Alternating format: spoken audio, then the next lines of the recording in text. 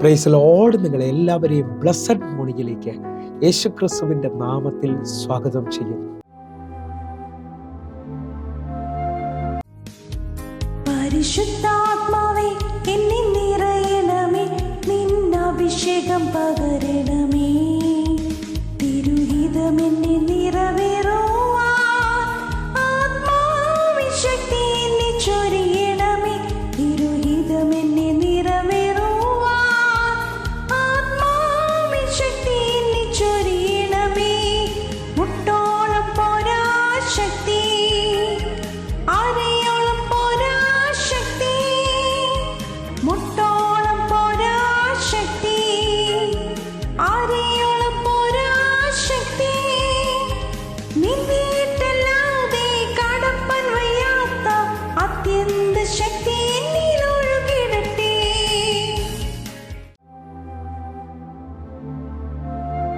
പ്രിയരെ, അനുഗ്രഹിക്കപ്പെട്ട ഒരു പ്രഭാതം കൂടെ നമ്മുടെ ജീവിതത്തിൽ അനുവദിച്ചു തന്ന വലിയവനായ ദൈവത്തെ നമുക്ക് ഒരുമിച്ച് ചേർന്ന് നന്ദി പറയാം. എത്ര പേർ പറയും, ഞാൻ നിന്നതല്ല, എൻ്റെ ദൈവം നടത്തിയതാ?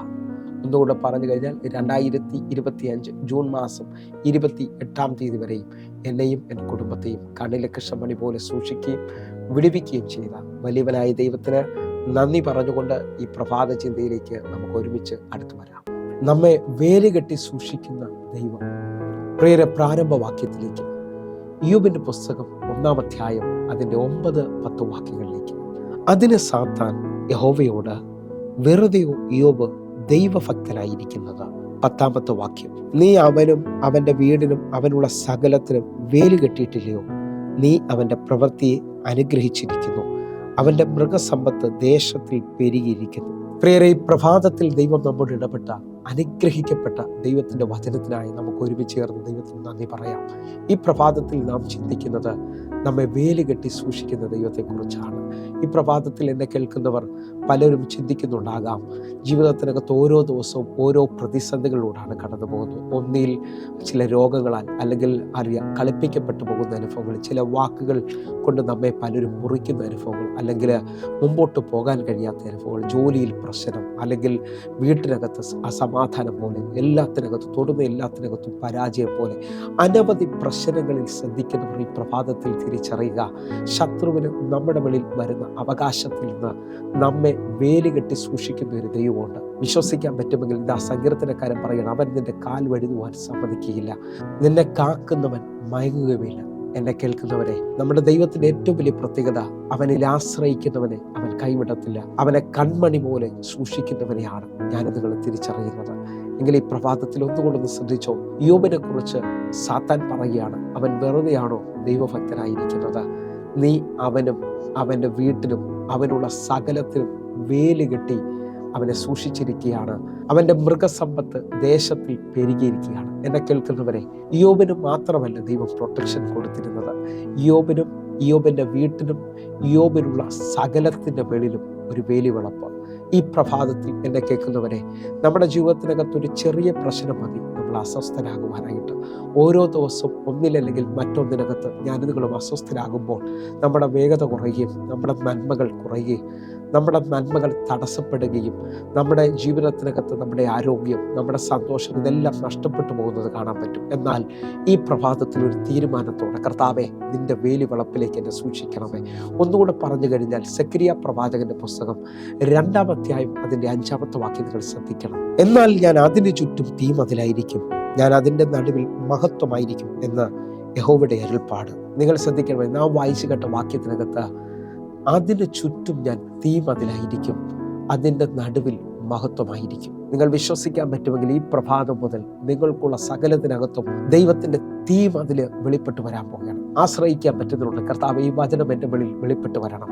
ഞാൻ ചില ദിവസങ്ങളിൽ വല്ലാതെ വിഷമിക്കുകയും ഭാരപ്പെടുകയും ചെയ്യുന്ന അവസ്ഥകൾ ഇന്നു മുതൽ മാറിപ്പോകേണ്ടതിനായിട്ട്, എൻ്റെ ദൈവത്തിൽ സന്തോഷിക്കുവാനായിട്ട്, എൻ്റെ ദൈവത്തിൽ ആനന്ദിക്കാൻ തക്കവണ്ണം ദൈവത്തിൻ്റെ ആ വേലി വിളപ്പ് എൻ്റെ വെളിപ്പെട്ട് വരേണ്ടതിനായിട്ട്. ഒന്നുകൂടെ പറഞ്ഞാൽ, യേശയ്യാവ് 31-ാം അധ്യായം അതിൻ്റെ 5-ാമത്തെ വാക്യം ശ്രദ്ധിക്കണമേ.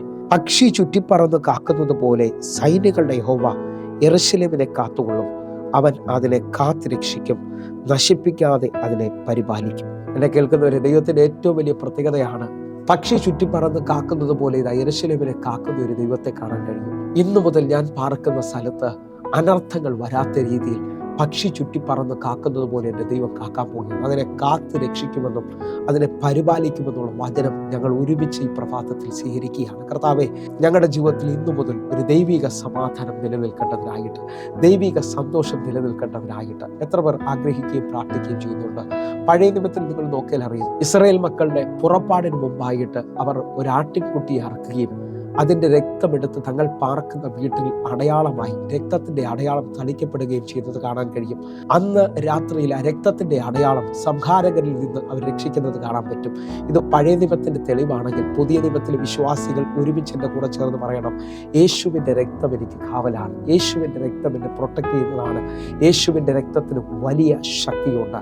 വിശ്വസിക്കാൻ പറ്റുമെങ്കിൽ നിങ്ങളുടെ ജീവിതത്തിനകത്ത് ഇന്നു മുതൽ നിങ്ങൾ യേശുവിൻ്റെ രക്തത്തിൻ്റെ മറവിനായി, യേശുവിൻ്റെ രക്തത്തിൻ്റെ നീതീകരണത്തിനായി, യേശുവിൻ്റെ രക്തത്തിൻ്റെ കഴുകലിനായി, ശത്രുവിനെ അടുക്കാതെ വണ്ണം യേശുവിൻ്റെ രക്തത്തിൻ്റെ പ്രൊട്ടക്ഷനായി നിങ്ങൾ പ്രാർത്ഥിക്കാൻ തുടങ്ങണം. കാരണം ഹാബേലിൻ്റെ രക്തത്തെക്കാൾ ഗുണകരമായി സംസാരിക്കുന്ന പുണ്യ രക്തത്തിൻ്റെ അടുക്കലാണ് നിങ്ങൾ നിൽക്കുന്നത്. നിങ്ങൾ തിരിച്ചറിയാൻ പറ്റുമെങ്കിൽ ഈ പ്രഭാതം മുതൽ നിങ്ങൾ യേശുവിൻ്റെ രക്തം പറഞ്ഞു പ്രാർത്ഥിക്കുന്നുണ്ടെങ്കിൽ നിങ്ങൾക്ക് വേണ്ടി ആ വിശുദ്ധ രക്തം സംസാരിക്കാൻ തുടങ്ങും. ഒന്നുകൂടെ നിങ്ങൾ ശ്രദ്ധിച്ചാൽ പ്രൊട്ടക്ഷൻ്റെ ആഴം നമുക്ക് മനസ്സിലാകും. നമ്മെ ദൈവം എങ്ങനെയാണ് പ്രൊട്ടക്ട് ചെയ്യുന്നതെന്നുള്ളത്. 91 സങ്കീർത്തനം 1 മുതൽ 4 വരെയുള്ള വാക്യങ്ങൾ നമുക്ക് ഒരുമിച്ചൊന്ന് ശ്രദ്ധിക്കാം. അത്യുന്നതന്റെ മറവിൽ വസിക്കുകയും സർവശക്തന്റെ നിഴലിൽ പാർക്കുകയും ചെയ്യുന്നവൻ. 2-ാമത്തെ വാക്യം, യഹോവയെക്കുറിച്ച് അവൻ എൻ്റെ സങ്കേതവും കോട്ടയും ഞാൻ ആശ്രയിക്കുന്ന എൻ്റെ ദൈവവും എന്ന് പറയുന്നു. ഈ 2 വാക്യങ്ങൾ വായിക്കുമ്പോൾ ഇതാ ദൈവത്തെക്കുറിച്ചൊരു ഭക്തൻ പറയുകയാണ്, എൻ്റെ ദൈവം എൻ്റെ കോട്ടയും എൻ്റെ സങ്കേതവും ഞാൻ ആശ്രയിക്കുന്ന എൻ്റെ ദൈവവുമാണ്. നിങ്ങൾ വിശ്വസിക്കാൻ പറ്റുമെങ്കിൽ ഈ പ്രഭാതം മുതൽ പറയണം, എൻ്റെ ദൈവം എൻ്റെ സങ്കേതമാണ്, എന്നെ മറയ്ക്കുന്നവനാണ്, എൻ്റെ കോട്ടയാണ് അവൻ. അതേപോലെ തന്നെ ആ പ്രൊട്ടക്ഷനിലേക്ക് വരുന്നുണ്ടെങ്കിൽ, അതേപോലെ ഈ പ്രൊട്ടക്ഷനിലാണ് നിങ്ങൾ ജീവിക്കുന്നുണ്ടെങ്കിൽ 3-ാമത്തെയും 4-ാമത്തെയും വാക്യം നമ്മുടെ ജീവിതത്തിൽ വെളിപ്പെട്ടു വരുന്നതാണ്. 3-ാമത്തെ വാക്യം ശ്രദ്ധിക്കണമേ, അവൻ നിന്നെ വേട്ടക്കാരൻ്റെ കെണിയിൽ നിന്നും നാശകരമായ മഹാമാരിയിൽ നിന്നും വിടുവിക്കും. 4-ാമത്തെ വാക്യം, തൻ്റെ തൂവൽ കൊണ്ട് അവൻ നിന്നെ മറയ്ക്കും, അവൻ്റെ ചിറകൻ കീഴിൽ നീ ശരണം പ്രാപിക്കും, അവൻ്റെ വിശ്വസ്തത നിനക്ക് പരിചയം പലകയുമാകുന്നു. നിങ്ങൾ വിശ്വസിക്കാൻ പറ്റുമെങ്കിൽ വേട്ടക്കാരൻ്റെ കെണിയിൽ നിന്നും നാശകരമായ മഹാമാരിയിൽ നിന്നും വിടുവിക്കുകയും അവൻ്റെ വിശ്വസ്തത നിനക്ക് പരിചയം പലകയുമായി തീരാൻ പോവുകയാണ്. നമ്മെ വേലികെട്ടി സൂക്ഷിക്കുന്ന ദൈവത്തെക്കുറിച്ചാണ് ഈ പ്രഭാതത്തിൽ ഞാൻ നിങ്ങൾ ശ്രദ്ധിക്കുന്നത്.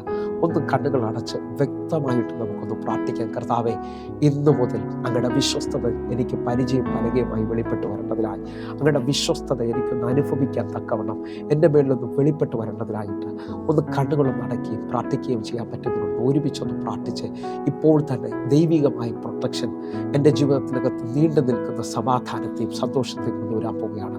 ഞങ്ങൾ ഒരുമിച്ച് ചേർന്ന് പ്രാർത്ഥിക്കുന്നപ്പോൾ എന്നെ കാണുന്ന ജീവിതങ്ങളിൽ അസാധാരണമായ ദൈവിക സമാധാനം, ദൈവിക സന്തോഷം വെളിപ്പെട്ട് വരട്ടെ. ചിലവരെ മേളിൽ കർത്താവേ, ഇന്നു മുതൽ ദൈവത്തിൻ്റെ കൃപ ഒരളവിന് മേളിൽ വെളിപ്പെട്ട് വരട്ടെ. ആ പ്രശ്നങ്ങൾ, പ്രതികൂലങ്ങൾ ഇവരിൽ നിന്ന് മാറിപ്പോകട്ടെ. ദൈവത്തിൻ്റെ വേലി വളപ്പിലേക്ക് ഞങ്ങൾ ഒരുമിച്ച് ഏൽപ്പിക്കുകയാണ്. കർത്താവേ, ഇന്നു മുതൽ അങ്ങ് ഞങ്ങളെ കാക്കുന്നതിനായി സ്തോത്രം, അങ്ങയുടെ കര ഞങ്ങളെ നടത്തുന്നതിനായി സ്തോത്രം. യേശുവിൻ നാമത്തിൽ ഞാൻ പ്രാർത്ഥിക്കുന്നു, കേൾക്കണം പിതാവേ. ആമേൻ, ആമേൻ, ആമേൻ. പ്രിയരെ, ഈ പ്രഭാത സന്ദേശം നിങ്ങൾക്ക് അനുഗ്രഹമാകുന്നുവെങ്കിൽ നമ്മുടെ യൂട്യൂബ് ചാനൽ സബ്സ്ക്രൈബ് ചെയ്യുകയും ഫേസ്ബുക്കിലേക്ക് നിങ്ങൾ ജോയിൻ ചെയ്യുകയും ചെയ്യണമെന്ന് ഓർപ്പിക്കുന്നു. അതേപോലെ എല്ലാ ദിവസവും വൈകിട്ട് ഇന്ത്യൻ സമയം 6 മണിക്ക് നമുക്ക് സൂമിൽ ആരാധനയുണ്ട്. നിങ്ങളെയും ഞാൻ ക്ഷണിക്കുന്നു, നിങ്ങൾ ജോയിൻ ചെയ്യണമെന്ന് ഓർപ്പിക്കുന്നു. കർത്താവിൻ്റെ വലിയ വിശ്വാസം നിങ്ങളെ കാക്കുമാറാകട്ടെ. God bless you. ആമേൻ.